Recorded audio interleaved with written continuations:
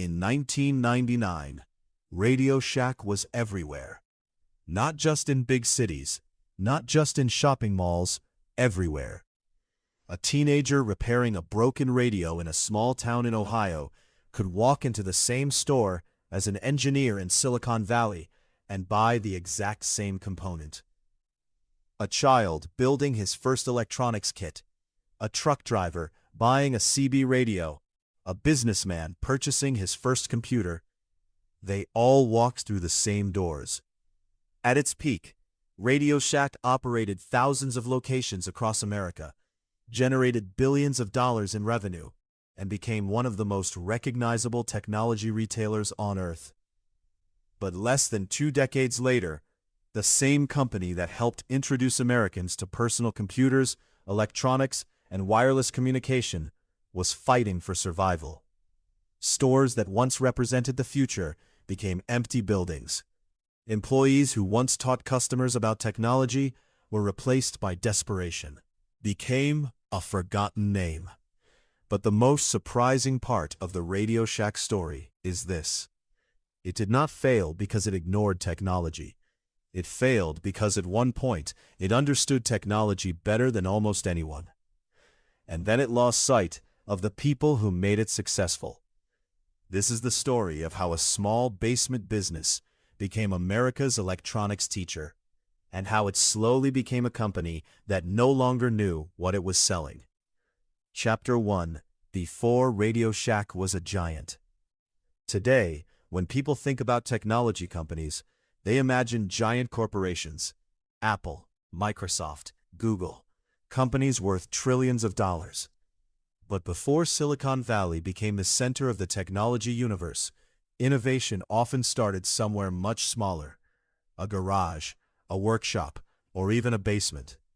The story of Radio Shack begins in 1921, when 2 brothers, Theodore and Milton Deutschman, opened a small electronics business in Boston, Massachusetts. At the time, radio was not just entertainment, it was a revolution. For the first time in human history, voices and music could travel through the air and enter people's homes instantly. But early radio technology was complicated. Most people didn't simply buy a radio and turn it on. Many enthusiasts built their own equipment. They needed vacuum tubes, wires, coils, batteries, specialized parts that normal stores didn't carry. The Deutschman brothers realized there was an opportunity. Instead of selling finished products, they would sell the pieces that allowed ordinary people to experiment. They created a store for builders, for inventors, for curious minds, and they gave it a name inspired by the small rooms on ships where wireless operators worked: Radio Shack.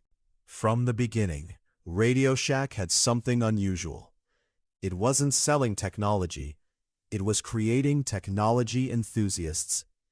The company's catalogs became famous among hobbyists. Long before Amazon made online shopping normal, Radio Shack was shipping electronics knowledge across America through thousands of printed pages. A person living hundreds of miles away from a major city could open a catalog and discover parts they never knew existed. Those catalogs were more than shopping lists. They were education. A teenager could learn how a circuit worked simply by reading descriptions of components. A future engineer could develop curiosity from a few pages delivered through the mail. For decades, Radio Shack occupied a unique position. It connected ordinary people with technology. But by the early 1960s, the company had a serious problem. The world was changing. Electronics were becoming more advanced. Competition was increasing, and Radio Shack was struggling to keep up. The company that once represented innovation was becoming outdated. By the early 1960s, Radio Shack was losing millions of dollars. Its expansion had stalled. Its financial situation was becoming dangerous. Many companies would have disappeared at this point. Radio Shack was close to becoming another forgotten retailer. Then someone from a completely different industry saw something others missed. A man who knew almost nothing about electronics. but understood people. The man who saved RadioShack. His name was Charles Tandy, and his background was not technology. It was leather. His family's company sold leather products and supplies for shoe repair. At first glance, buying an electronics company made no sense. Why would someone from the leather industry want a failing electronics retailer? Because Charles Tandy noticed something most people overlooked. RadioShack had a relationship with its customers. People trusted it. They didn't just visit the store to buy products. They came for advice.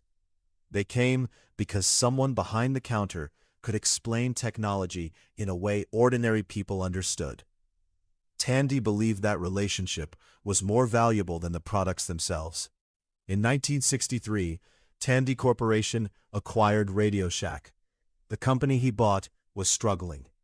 But Charles Tandy wasn't interested in what RadioShack was. He was interested in what it could become. His first move was simple. Make technology accessible. At the time, electronics stores often felt intimidating. Products were expensive. Technical language confused customers. Many people avoided technology because they believed it wasn't made for them. Charles Tandy wanted to change that. He transformed RadioShack into a neighborhood technology store. Small locations, helpful employees, affordable products, a place where someone could walk in with almost no knowledge of electronics and leave understanding something new. This strategy sounds obvious today, but in the 1960s, it was revolutionary. RadioShack wasn't competing only on price, it was competing on confidence. It was telling customers, you don't need to be an engineer to understand technology. His first move was simple: make technology accessible. And then came one of the smartest marketing ideas in the company's history. A simple card, a free battery, and a reason for customers to return every single month. The Battery of the Month Club. Customers received a membership card that allowed them to claim a free battery regularly. The cost was tiny. The effect was enormous. Because once people entered the store, they saw everything else: new radios, electronic kits, speakers, tools, components. The free battery wasn't really the product, it was the invitation. RadioShack had discovered something powerful. The easiest way to sell technology was to first get people comfortable with technology. By the late 1960s, the transformation was undeniable. The struggling electronics retailer was becoming a national chain. Stores were opening across America. The company was building one of the largest electronics networks in the country. Now let's talk about the downfall of RadioShack. 2 bankruptcies in 25 months. February 2015, Chapter 11, Filing Number 1. About 1,700 stores got sold off in the fire sale, a chunk of them bought by Sprint, the same company whose 1999 counter deal had started rewiring RadioShack's identity 16 years earlier. The circle closed on itself. A hedge fund called Standard General took the leftovers and tried something new. Co-branded stores, half RadioShack, half Sprint, under one roof. It read like a clever fix on a slide deck. In practice, customers walked in confused about which store they were even standing in, and neither brand benefited. March 2017, 25 months after the first bankruptcy, RadioShack filed again. This time there was no rescue plan waiting in the wings. Nearly every remaining company-run store closed. What survived was a scattering of independently owned locations, mostly in small towns where, for some customers, RadioShack was still the only place in 50 miles to buy a specific fuse. RadioShack didn't stay dead. It got weirder. In 2020, a company called Retail E-Commerce Ventures bought the RadioShack name, the same firm that scooped up Pier 1 and Dress Barn, treating dead retail brands like a stamp collection. RadioShack became an online storefront with no physical stores attached to the name at all. Then, in 2022, the RadioShack Twitter account, a brand most people associated with 9-volt batteries and antenna wire, started tweeting about decentralized finance and NFT drops. A logo people grew up with was suddenly posting crypto memes to an audience that mostly just wanted to know if the store near their old house was still open.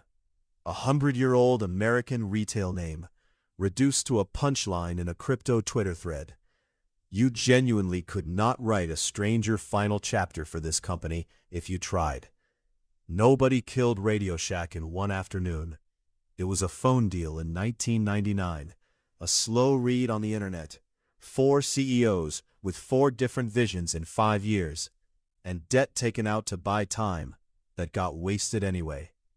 Amazon didn't sign that Sprint contract. RadioShack did. That mostly just wanted to know if the store near their old house was still open. 100-year-old American retail name reduced to a punchline in a crypto Twitter thread. You genuinely could not write a stranger final chapter for this company if you tried. Nobody killed RadioShack in one afternoon. It was a phone deal in 1999, a slow read on the internet, 4 CEOs with 4 different visions in 5 years, and debt taken out to buy time that got wasted anyway. Amazon didn't sign that Sprint contract. RadioShack did. And that's how a company that could become a giant disappeared like it never existed. Subscribe to Empires of Silicon if you like business stories, case studies, and leave a like if you enjoyed the video.